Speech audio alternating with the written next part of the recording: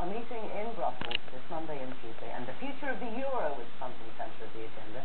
For more on what we can expect from either the session, we're joined now by Hugo Brady, a research fellow at the Centre for European Reform. Hugo, thanks for joining us today. It sounds like a very broad and quite fundamental premise for this meeting, the future of the euro.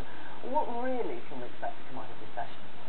Well, they had the summer break to do some hard thinking about how to save the single currency over the next 3 years.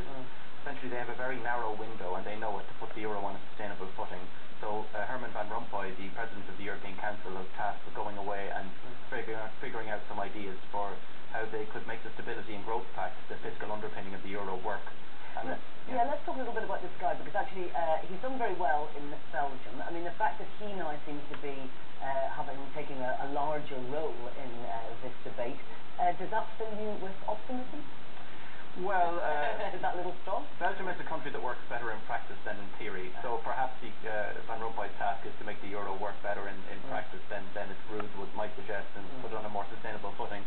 He has actually, he's an operator. He's proved that he can do a lot with a little power, because technically he has no executive power under the EU's treaties. Yet somehow he's managed to overshadow the European Commission President, Barroso, in this crisis. So I would think that's set to continue, and I keep my eye on Mr. Van Rompuy.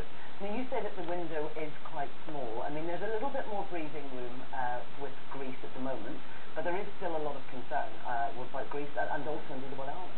Yes, unfortunately, we're back in the territory where we're worrying about the risk of contagion throughout the Eurozone. So that's something that we're going to have to watch for the next couple of months. We were hoping to have this conversation that we're going to have in September on the future of the euro and banking supervision in a much more comfortable environment than the one that is clearly arising after the holiday period, because we thought we'd be over the crisis. We thought we'd be in more comfortable territory to talk about some serious long-term rules. We could be back in firefighting in a matter of days. So it's a difficult time to be talking about these issues. And when you say that we could be back in firefighting, you're talking specifically about Greece or Ireland as well? Well, if you see the bond spreads on Ireland's lending have widened dramatically over the last couple of weeks, over the last 2 weeks, and that's actually quite worrying, because we thought Ireland was a poster child in once the Celtic Tiger, but also sort of the best of the worst, the best of the pigs, if you like, leading the way out of the crisis. Now a shadow has been cast over that by international commentary on Ireland's strategy, austerity strategy.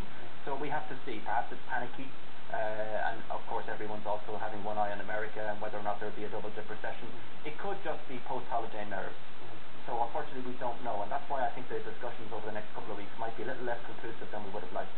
Indeed. Now nobody is within the 3% budget deficit, despite the austerity measures that have already been implemented. Presumably there's no point in trying to push on that at the moment. No, there's absolutely no point. I mean, you don't have to be a Keynesian economist to know that a completely literal reading of the Stability and Growth Pact rules now is not only politically unfeasible, it could be economically disastrous. So nobody's pushing for that for at least a year or so. But would there be a new treaty? Is there any point in going down that route either? Presumably that would be very difficult as well. Also politically untenable, so it's not something that it's really any point discussing, unless we get tipped into it by some sort of constitutional court case in Germany or something, where the EU's bailouts are being challenged by a group of 4 German academic economists. It could happen. There'd be a legal earthquake underneath all this very brittle lattice work we've built under the euro, just while we try and sort out the foundations. And that is something that does worry me, but again, it's not something that we can foresee in the immediate future. Well, let's talk a little bit about Germany, because they've got all this very strong export-driven economy. We're looking at probably some very good data coming out of Germany this week. That's giving the euro a little bit of a boost today. But overall, there's a lot of other issues in Germany. One of them is that they don't want pension reform brought in and given as part of the budget deficit. How do you see Germany playing all of this?